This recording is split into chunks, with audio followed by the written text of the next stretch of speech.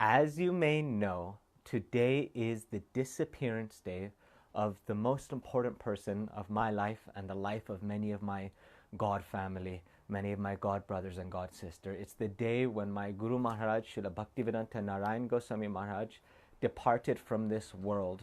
And for us, that is a very, very sad and painful day, but it's also a very happy, it's a bittersweet day. Bittersweet, because like we learn from Vaishnavas, that disappearance and appearance are non-different. So when one person is disappearing in one space, then they're appearing in another place. So Srila Gurudeva, on this day, he disappeared from our physical presence. He disappeared from being manifest externally, where we could touch his feet, where we could hear from him, and where he can slap us. And later on in this video, I'm going to tell you some stories of when Srila Gurudeva did used to slap us, because that is the function, that is the role of Guru. Guru must slap. Otherwise, he's not Guru. Otherwise, we could just have a book. You can have a book, you could read the book, it says do this, do that, this is how you perform bhakti, this is how you practice. But without the ability for the Guru to be able to teach us, without the ability for a Guru to be able to guide us properly, then there's not much point in having a Guru. Then you can just have a book. But we'll get to those fun stories later, because they are funny. Srila Gurudeva was like that. But for now, I want to explain how Srila Gurudeva disappearing from this material world, from our external vision, is a big festival in Vrindavan. Because he is sent. There's one very nice verse. I remember when Srila Gurudeva was here in LA, he was doing a program in the Rose Temple we had here, and he had me speak. And I spoke about Doye Koramore Patita Dekia Kohilo Amare Gia, which says that Krishna has a very, very soft heart. And his heart is so soft. He sees the suffering of the living entities of this material world. We're suffering. We're getting slapped around by Maya. There's so much suffering. I don't need to explain the suffering to you, because you know you're suffering. So much pain for millions and millions and millions of lives. Since time immemorial, we've been suffering in this world. And Krishna, he's closer to us than our own heart. Like Srila Gurudeva said, that I am closer to you than the breath you breathe. So every pain that we feel, Sri Krishna, in the form of Paramatma, is sitting inside of our heart, and he's also observing that pain, and through empathy is feeling a little something also. And his heart melts, and he wants to do something to be able to help us, to be able to have us stop this suffering and realize our dharma, realize our nature, realize our loving connection with him. Because Krishna is a mad lover. Krishna loves so much. He's in love with us, and he wants us to love him back, right? But he cannot control us. That's our free will. We can choose to love. We can choose not to love. That's in our control. That's in our power. But he wants, when will the person whose duty, whose dharma, whose nature, whose constitutional function is to love me, when will that living entity turn and look towards me and create loving relationship again? When will that happen? Krishna wants this. So as his heart is melting, the melted form of his mercy is the form of Sri Guru. He says, Doya kore more patita dekiya korihalo amaregia. His heart melts, and he says, Guru, one of his tavanija jan kono mahajan, someone who's very near and dear, a close, loving associate of him. He says, you go into this world and you teach them how to chant, how to perform bhakti, how to learn how to love. The process of bhakti, sometimes we think it's like a mechanical process. Do this many rounds, or follow these principles, or do these rules and that. But really, what is bhakti? Bhakti is love. And how do we develop that love inside of our heart? That's what Guru has come to teach. He's come to ignite, to reignite the love that exists inside of our heart already. So Guru is bringing that love. He's inspiring that love inside of our hearts on the order of Sri Krishna. And that's the function of Guru, and that's why he comes into this world. But this is philosophy. And philosophy is important. Na bole sikta, siddhanta sikta na kore alas. Don't be lazy in learning philosophy. But philosophy will only get us very far, this far. Not very effective in life. Guru could come and say, this is the philosophy, this is what you do, this is how you do. How many of us will be inspired? How many of us will do? Bhakti needs to be experienced, bhakti needs to be tasted, and that's what Sri Guru does. He creates relationship with us and creates that loving sweetness which exists inside of that spiritual world, and we have some of that taste, some of that sweetness, some of that remembrance now inside of our heart. We give that love to Sri Guru, then Guru takes and gives that to his Guru, gives to his Guru, gives to his Guru, and goes all the way up the parampara, all the way to Sri Krishna.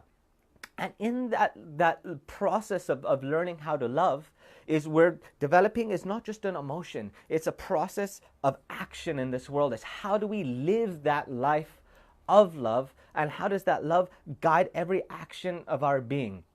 I know that sounds kind of, how do you explain? That's hard to explain logically, in a sense, because love is not logical.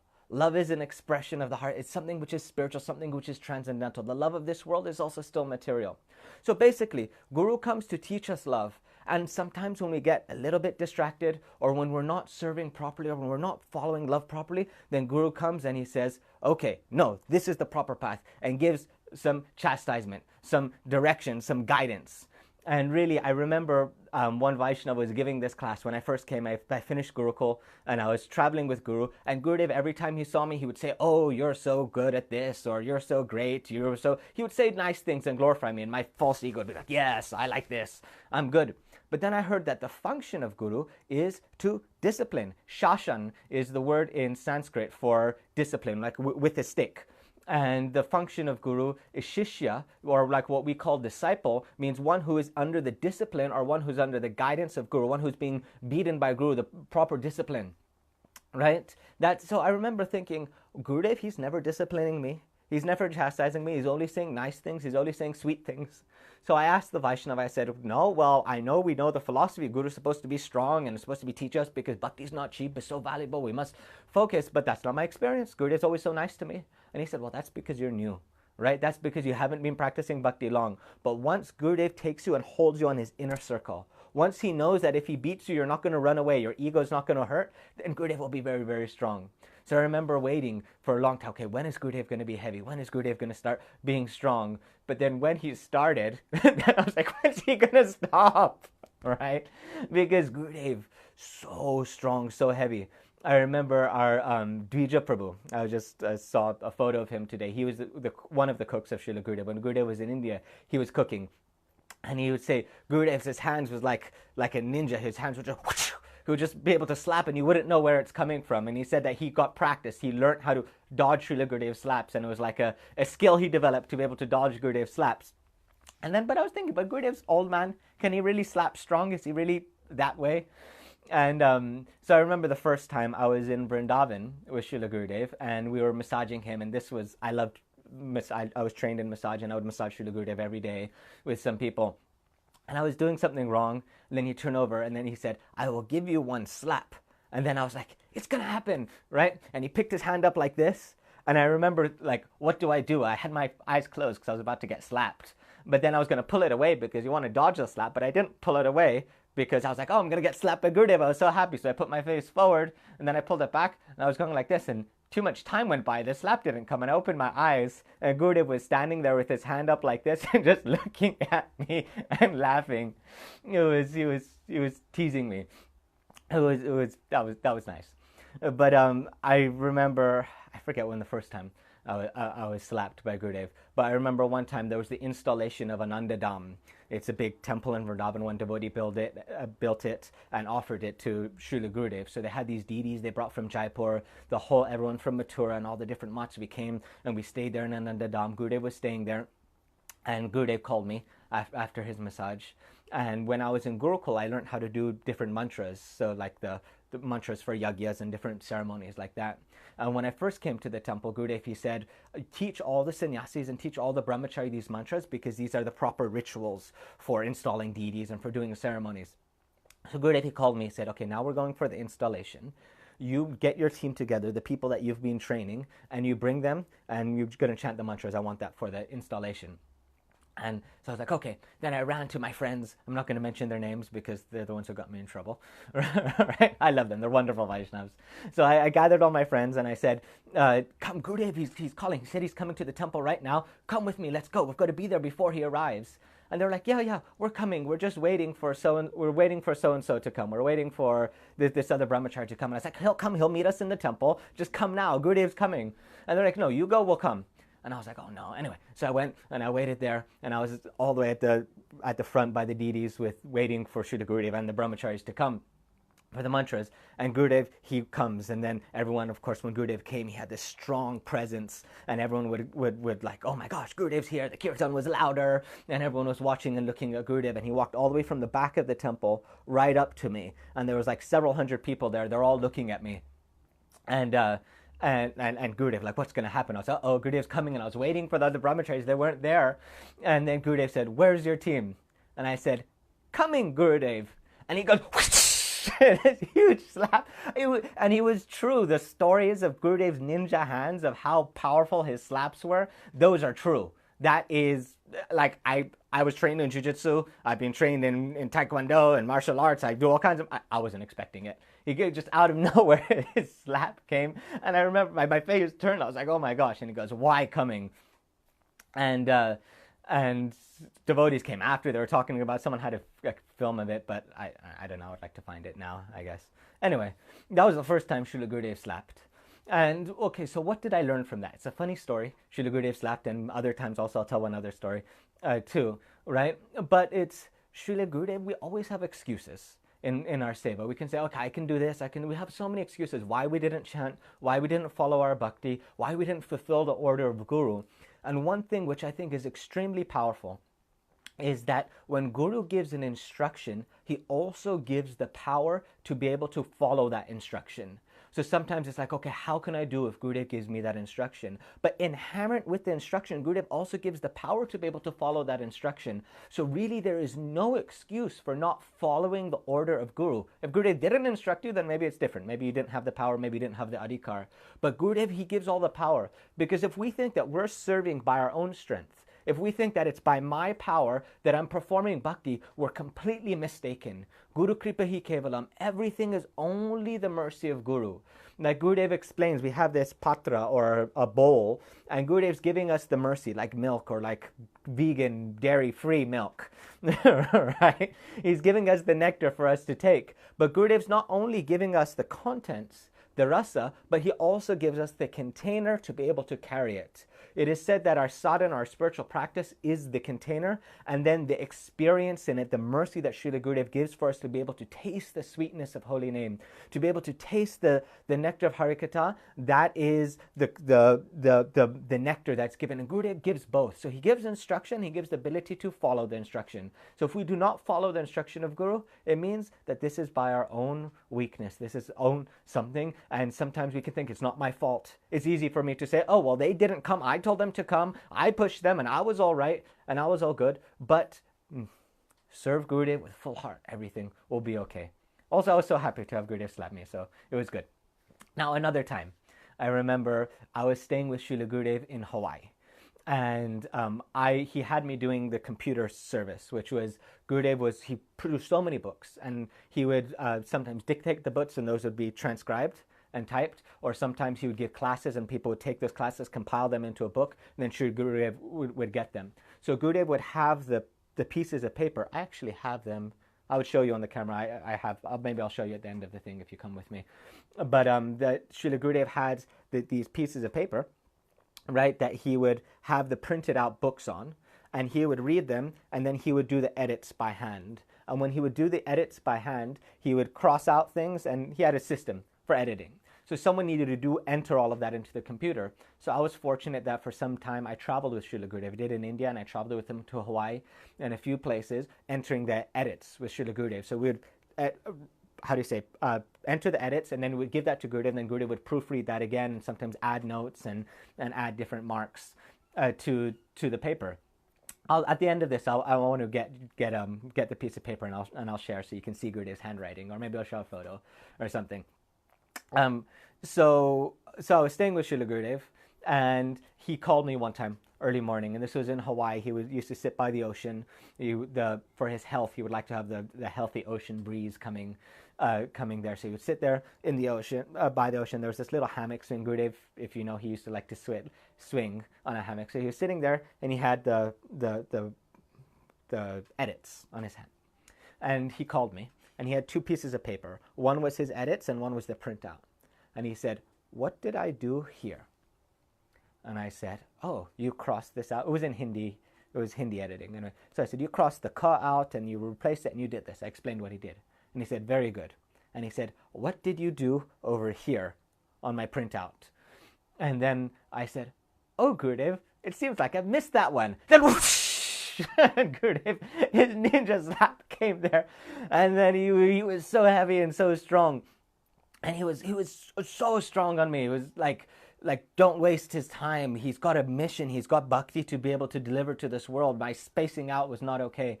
And then he said that, okay, now you're no longer going to do the work of, because there was 2 Vrindavan Prabhu's houses in Hawaii. He had where Gurudev would stay. There was one house by the ocean where Gurudev would stay and Vrindavan Prabhu would stay. And then there was another house on the property, like another house on the property. And that's where we would stay. And that's where the cooking would go on and that. And so then Gurudev, so I was doing the work in the other house. And then yeah, I know, it's Gurudev's mercy, definitely. Damodar Prabhu. So we'll do the work in the other house and then go to take care of Gurudev in his place. Then he said, "I want you to bring your computer and bring your work and everything, and you're going to sit here in the room with me.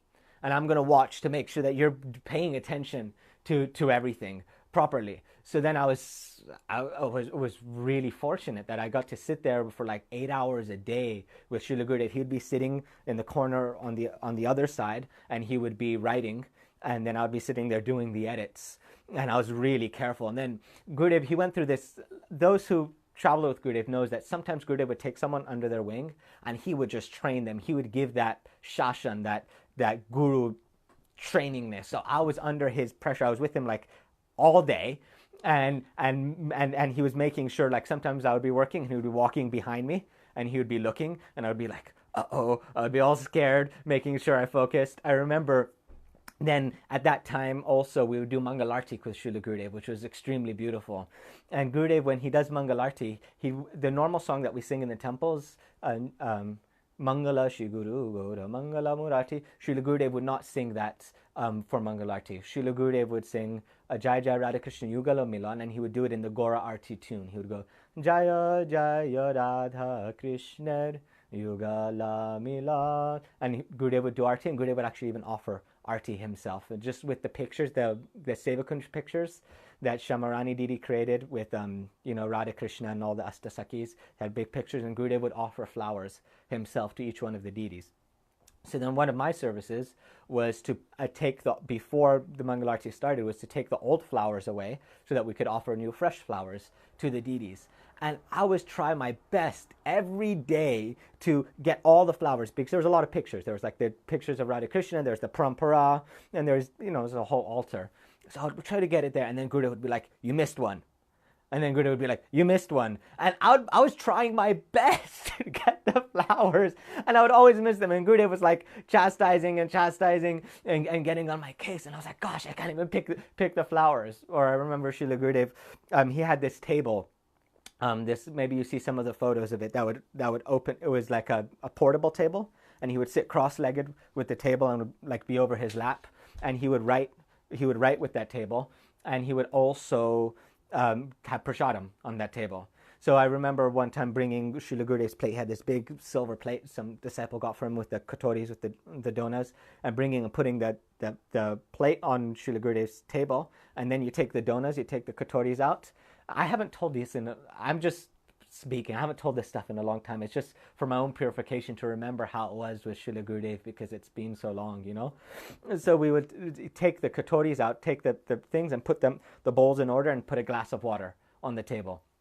And I remember Srila Gurudev, I did it, I was careful, I was watching Madhava Maharaj, I was learning how to do it, and then Gurudev was like, "The cup's on the wrong side." Oh, then I'd have to put the cup on the other side.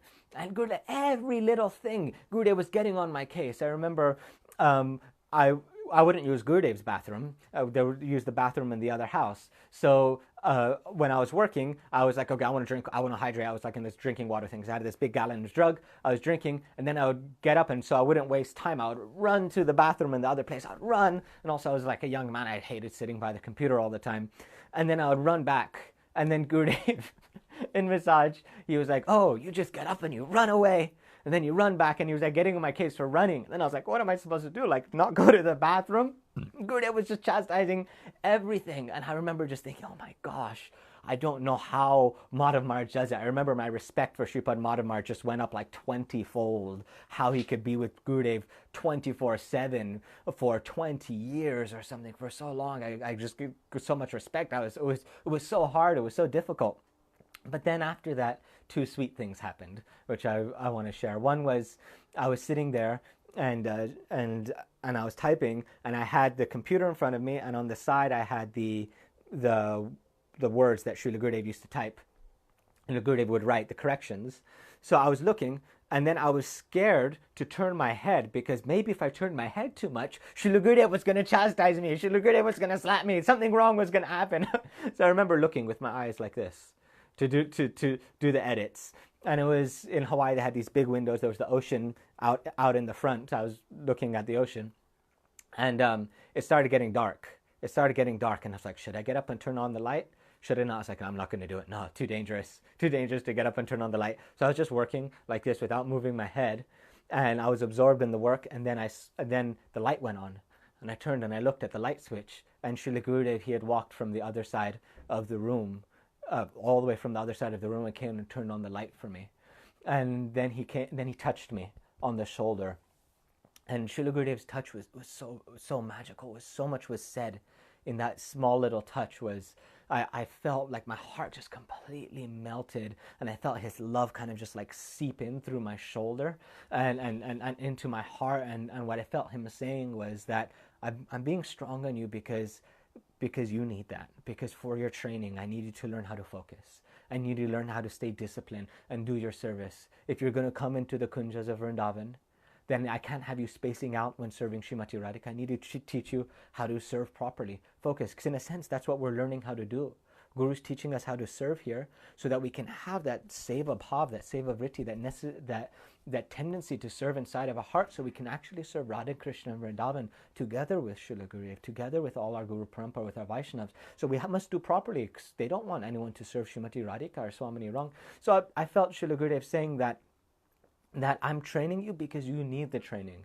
But I don't have any malice towards you. I'm not like this big, bad, evil man that's like slapping you and not letting you go to the bathroom and things like that. I'm training properly. And I felt my heart just completely melted by his touch, by his blessing, by his mercy.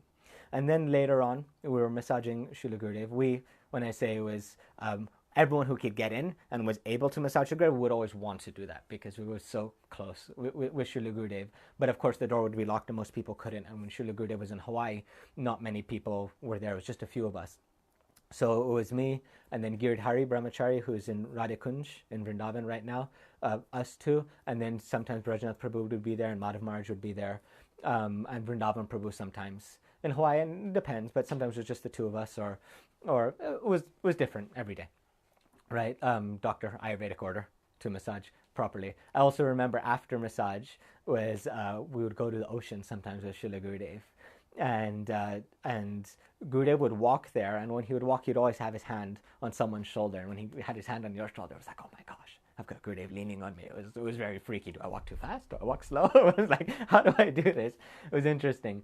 But then, that was on the way back from the ocean. Gurudev would walk with his hand there. But on the way there, Gurudev was very old, and the sand was hard to walk on.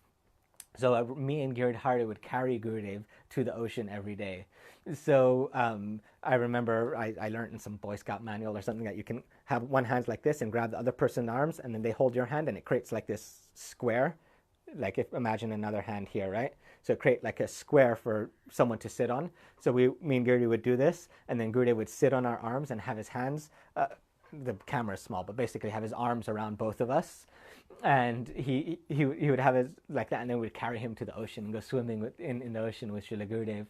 And I remember one time there was this big waves. It was the north shore of Hawaii in the winter, which I don't know if you know, that's like the surfing season, and people come from all over the world to surf there. It's big, big, big waves. So I remember one time the ocean was like huge waves. It was scary. I was scared, but still we went with Srila Gurudev. And then all the devotees, they were swimming in different places, and I was there like alone with Srila Gurudev in the ocean, holding him, basically keeping his stability. And then this wave came, and it buckled his legs, so his knees bent over, and I had my arms around him, so we were like this, right? And I like hugged him, and Gurudev was just hanging there in my arms with his knees like bent, and he was hanging like this right there, like Srila Gurudev, you know? He was hanging there, and he just looked at me with his smile, and there's like this deep connection, and he was just like there, and he put his legs down, and we just continued going. It was so sweet.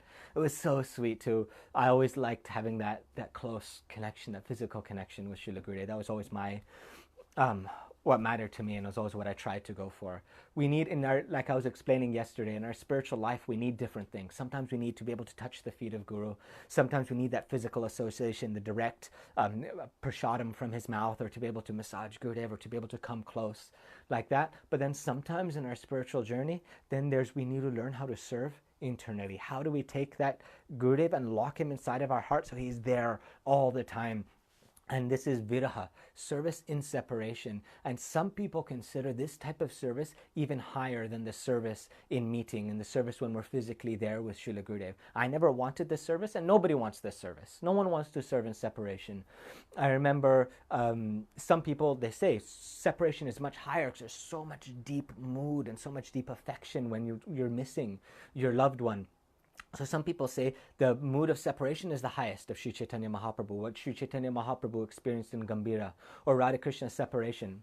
But I remember in Gopinath Bhavan in Vrindavan, being with Srila Gurudev, and some newspaper people came, and they were Raj newspapers, so they're like quite elevated as well, newspaper of Vrindavan, and they were interviewing Gurudev.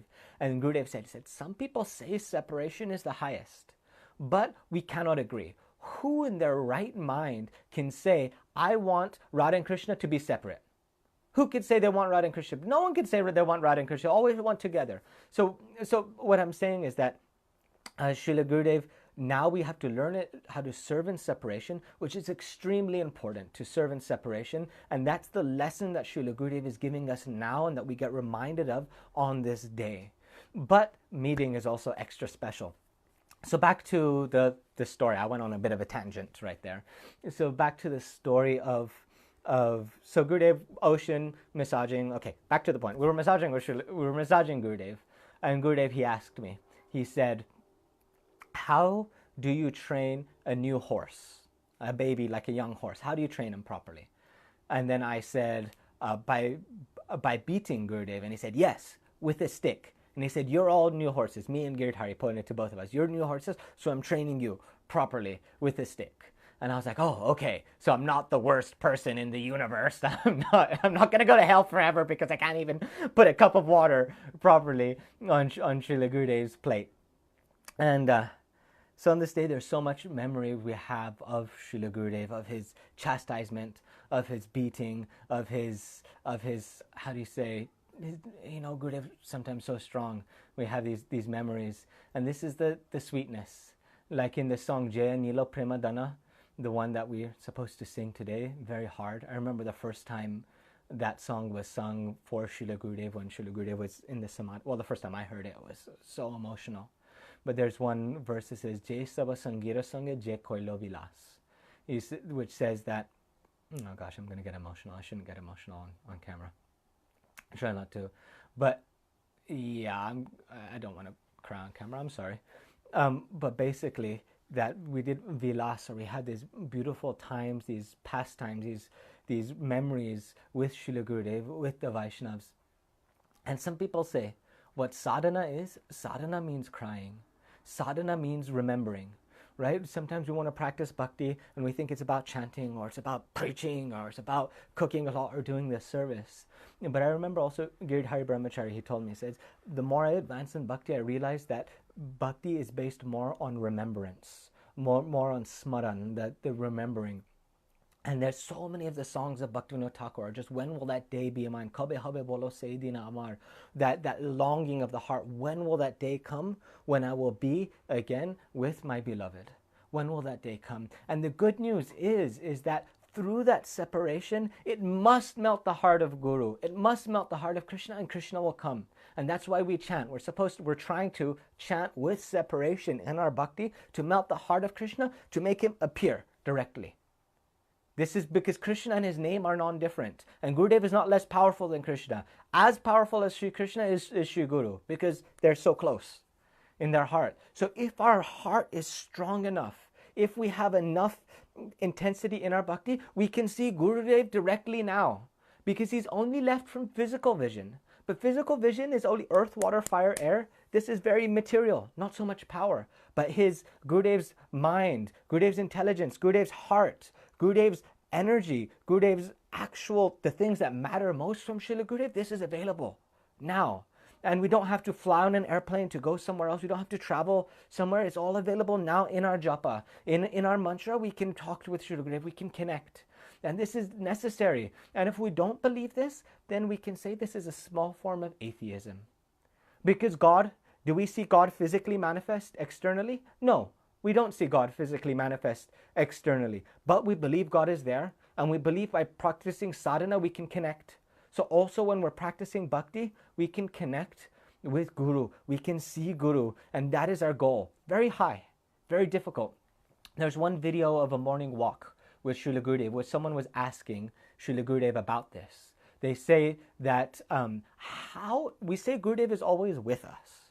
How is he with us? How do we know Gurudev is with us? Is it that you see and then Gurudev physically manifests? And there are stories of that. There's one story of Srila Bhaktivedanta Vaman Maharaj, who's his appearance day today. I'll tell the story maybe in this video or maybe in another one. I might do a separate webcast for Srila Vaman Maharaj because he was wonderful Vaishnava and this one's getting long. I'll do after this, I'll stop this and I'll give a webcast for Vaman Maharaj. And then also one other Vaishnav, Sri Bhaktivedanta Bharati Maharaj, who most Westerners don't know him. I don't think he spoke English, but he left today.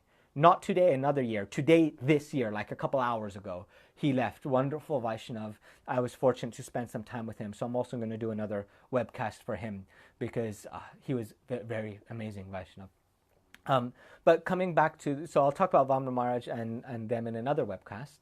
But what I'm saying now is that someone asked Srila Gurudev, how is it that we experience Guru when he's gone?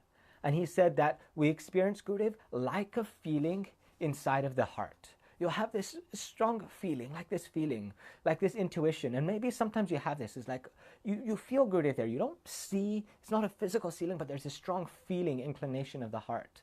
And maybe sometimes we feel more than we realize that we feel Srila Gurudev.